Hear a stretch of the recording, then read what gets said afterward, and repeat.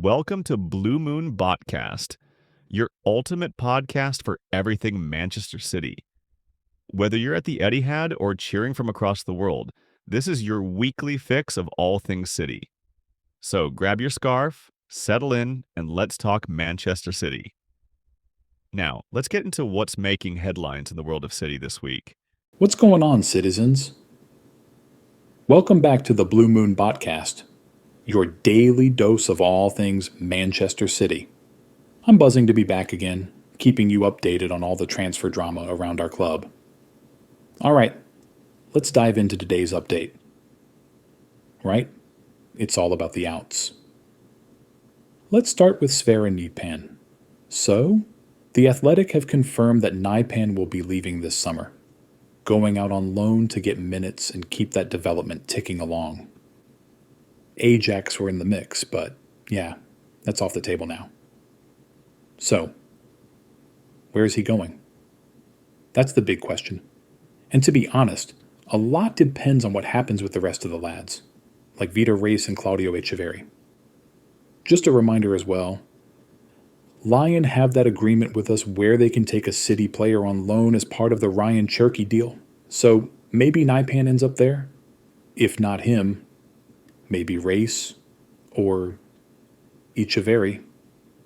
That Lyon loan slot is still open and someone's going to fill it. Alright, speaking of Vitor Reis, we've got more on him.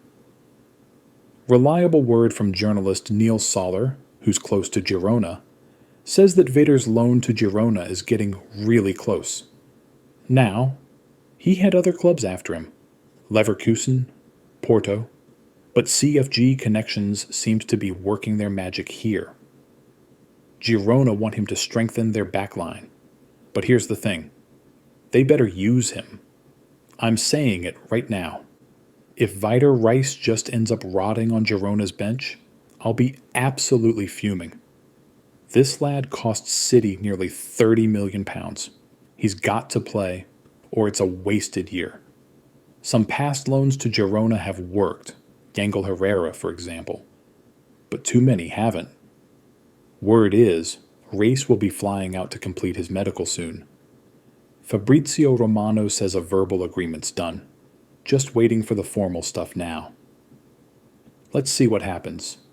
Now, quick one on Claudio Echeverri, as Roma are interested, but City, and his agent, are pushing hard to get him to Girona too. Same concerns here, great move if he gets game time. Otherwise, what's the point? But there's a twist. City might actually keep him around the first team for another season so he can learn from Pep and the forwards.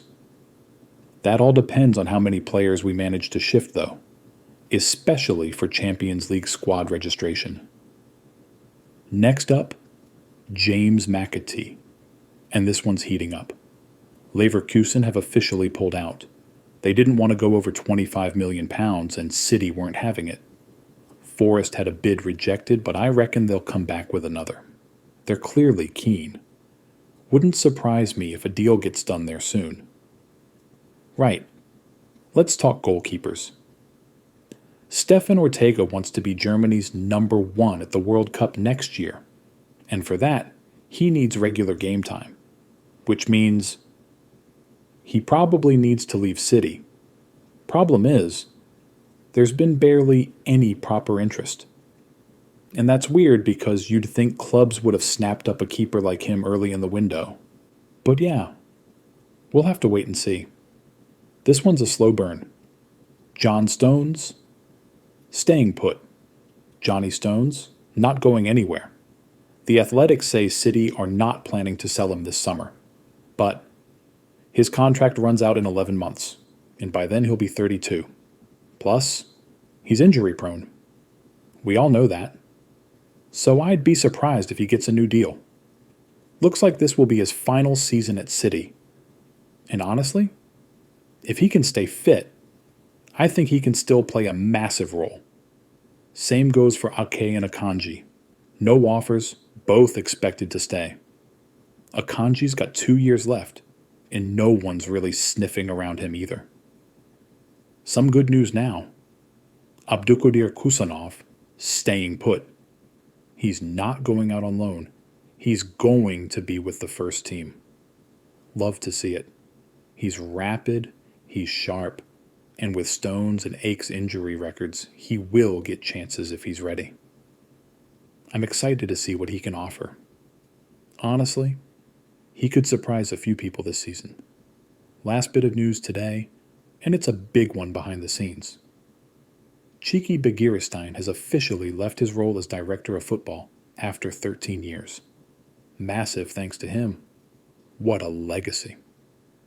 The trophies, the signings, the entire Pep era, he played a huge part in all of that. Hugo Viana is the new man in charge now, fully taking over. He's been working behind the scenes since January, and now it's his show. Big shoes to fill, but best of luck to him. And that's your lot for today, folks. If you enjoyed this episode of the Blue Moon Botcast, drop a like, hit that red subscribe button, and turn on those notifications. I'm here every single day keeping you updated with the latest from the Etihad.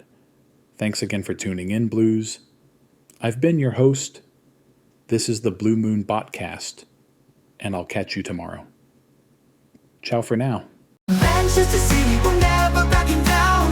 With every tackle, every crown, we wear a color sky blue and gold, a legacy written in silver and gold. Oh, Manchester City. Oh, rise up with me. From our hero strike to Pep's design, we play the game pure and divine. History made in every goal. Etihad's roar shakes the soul.